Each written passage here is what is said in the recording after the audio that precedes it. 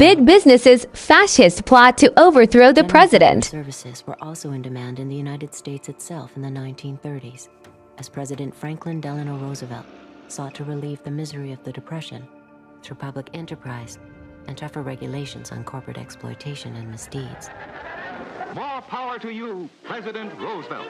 The entire country's behind you, thrilled with hope and patriotism. But the country was not entirely behind the populist president. Large parts of the corporate elite despised what Roosevelt's New Deal stood for. And so, in 1934, a group of conspirators sought to involve General Butler in a treasonous plan. The plan as outlined to me was to form an organization of veterans, to use as a bluff or as a club at least, to intimidate the government. But the corporate cabal had picked the wrong man.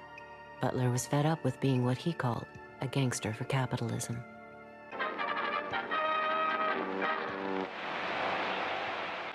I appeared before the Congressional Committee, the highest representation of the American people, under subpoena to tell what I knew of activities which I believe might lead to an attempt to set up a fascist dictatorship. The upshot of the whole thing was that I was supposed to lead an organization of 500,000 men, which would be able to take over the functions of government.